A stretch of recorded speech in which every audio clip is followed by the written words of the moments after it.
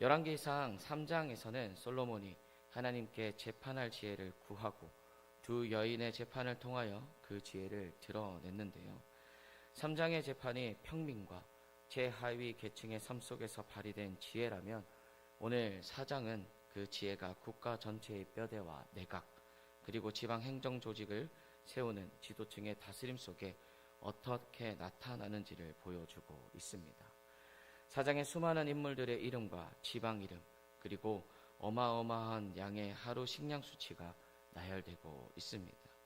이 조직표와 수치들은 솔로몬이 하나님께 받은 지혜를 통해 온 이스라엘을 얼마나 세밀하고 또 효과적으로 다스렸는지를 보여주는 방증입니다.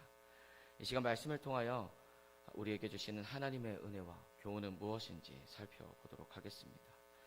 열왕기서 저자는 솔로몬이 온 이스라엘의 왕이 되었음을 다시 한 번 더 강조하고 있습니다. 그리고 2절에서 6절까지 솔로몬을 가까이서 보좌 하는 핵심 참모들의 명단을 소개하고 있는데요. 여기서 가장 먼저 소개되는 직책이 바로 제사장입니다.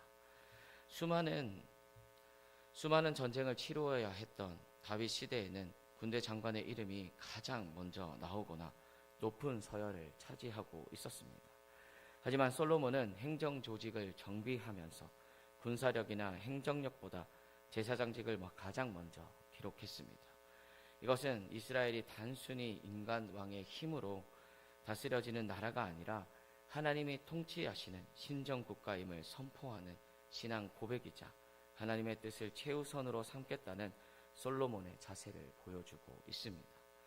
또한 제사장 다음에 문관인 서기관과 사관을 두고 군사령관 분하야를 그 뒤에 둔 것은 솔로몬의 통치 시기가 정쟁이 그치고 평화가 찾아온 태평성대였음을 간접적으로 보여줍니다. 이 명단에는 다윗 시대를 섬겼던 옛 인물들과 그의 아들들 그리고 새로운 인물들이 조화를 이루고 있습니다. 솔로몬은 국정 전반을 통해 하나님을 중심에 두고 신구 세대의 균형을 이루며 적재적소의 인재를 등용했습니다. 그렇다면 오늘을 살아가는 우리의 삶의 내각 명단에서 가장 첫 자리를 차지하고 있는 것은 무엇일까요? 직장에서의 성과나 물질, 아니면 자녀의 성공입니까? 아니면 하나님과의 관계와 예배입니까? 솔로몬이 제사장을 명단 맨 앞에 두었듯이 우리 삶의 모든 순간에 하나님을 최우선으로 모시는 지혜가 있기를 간절히 소원합니다. 본문 7절에서 19절 말씀에는 온 이스라엘을 12지방 행정구역으로 나누고 각 구역의 관장을 세운 기록입니다. 7절 말씀에 나오는 지방 관장은 히브리어로 니차빔이라고 하는데요. 이것은 세워진 사람들을 뜻합니다. 솔로몬은 홀로 나라를 다스리는 독재를 행하지 않고 이스라엘을 12구역으로 나누어 효율적으로 관리하도록 했습니다. 이 관장들은 돌아가며 1년에 한 달씩 왕실에 필요한 양식을 공급했습니다. 특히 8절부터 13절에 등장하는 관장들의 이름 중 벤홀, 벤데겔, 베네셋, 벤 아비나답, 벤 게벨이 나오는데요. 여기서 벤은 아들을 뜻합니다.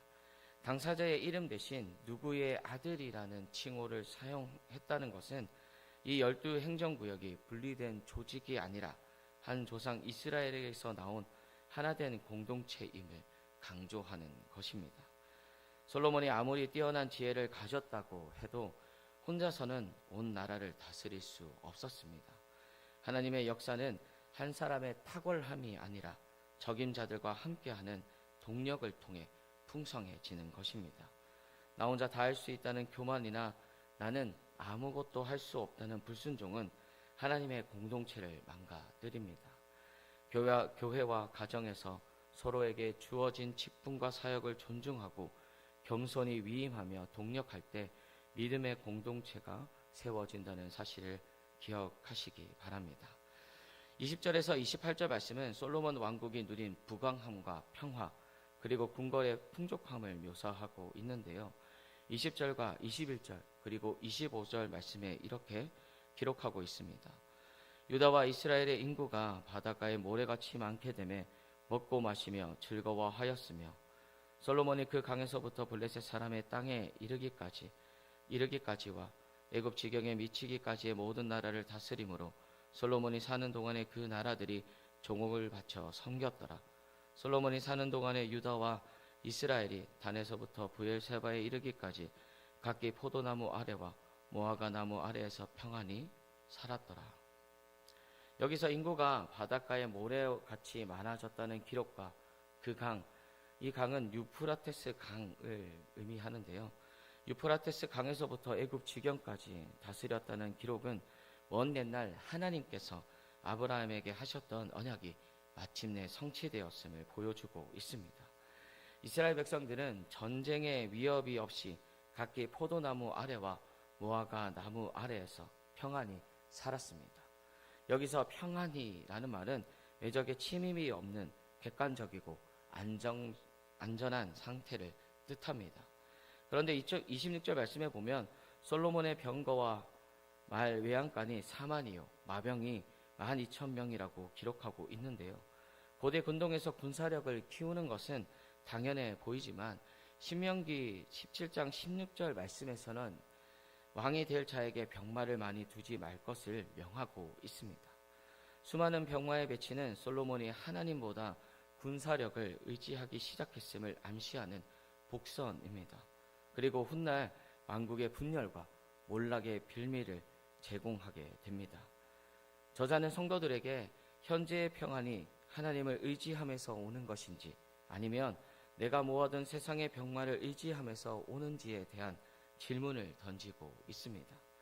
우리가 누리는 풍요와 평안은 내 능력이 아니라 하나님의 신실하신 언약과 은혜 때문입니다. 평안할 때일수록 세상의 병마와 물질을 의지하려는 욕심을 버리고 하나님으로 만족하는 삶을 살아가시길 간절히 소원합니다.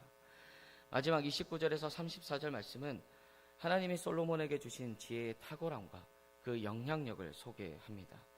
29절 말씀에 보면 하나님께서 주신 지혜는 단순히 똑똑한 분별력에 그치지 않고 넓은 마음으로 이어졌습니다. 바닷가 백사장처럼 수많은 사람과 사정을 다 품어내는 포용력을 의미합니다. 솔로몬의 지혜는 동쪽 메소포타미아나 애굽의 지혜보다 뛰어났고 3,000가지의 잠언과 1,005편의 노래 그리고 초목과 동식물에 대한 깊은 학식으로 나타났습니다. 천하의 모든 왕들이 이 지혜를 듣기 위해서 사람들을 보냈습니다. 솔로몬은 자신이 받은 지혜를 혼자 독점하지 않고 세상에 나누고 흘려보냄으로써 하나님의 영광을 나타냈습니다. 참된 지혜는 남을 지배하는 도구가 아니라 사람을 품어내는 넓은 마음과 나눔으로 증명이 됩니다. 야고보서 1장 5절의 말씀처럼 부족한 지혜를 하나님께 구하고 하나님이 주신 은혜와 지혜를 이웃에게 흘려보내는 성도들이 되시길 간절히 소원합니다. 열왕기 4장을 통해 우리가 알 수 있는 것은 삶의 모든 영역에서 하나님과 영적인 정체성을 최우선에 두어야 한다는 것입니다. 그리고 독주하지 않고 각자에게 주신 직분과 은혜대로 하나가 되어 동력해야 합니다. 마지막으로 세상의 병마나 재물을 의지하지 않고 오직 하나님 안에 거할 때 참된 평안과 넓은 마음을 누리게 됩니다. 세상은 세속적 영광을 채우는 것이 복이라 말하지만 오직 지혜의 근본이신 예수 그리스도 안에 머물 때에 참된 영적 부요함과 평강을 누릴 수 있습니다. 하나님의 지혜로 삶과 가정 그리고 교회를 바로 세워가는 여러분들이 되시길 간절히 소원합니다. 기도하겠습니다. 우리의 삶의 모든 순간마다 하나님과 예배를 가장 앞에 두게 하여 주시옵소서. 내 힘과 경험을 내려놓고 교회 모든 지체들과 겸손히 연합하며 기쁨으로 동력하게 하여 주시옵소서. 우리가 누리는 모든 평안과 부요함이 오직 하나님의 은혜임을 이 시간 고백합니다. 세상의 병마와 물질을 의지하지 않게 하시고 바닷가 모래알처럼 넓은 마음을 주사 이웃을 품고 주님의 지혜를 흘려보내는 거룩한 통로가 되게 하여 주시옵소서. 이 시간 주님께 받은 은혜에 감사하며 믿음의 고백을 담아 정성껏 준비한 예물을 주님 앞에 올려드립니다. 이 예물이 주님의 선한 사역에 귀하게 쓰이게 하시고 예물을 드린 손길들을 주님께서 기억하여 주셔서 삶의 모든 순간마다 주님의 세밀한 돌보심을 경험하게 하여 주시옵소서.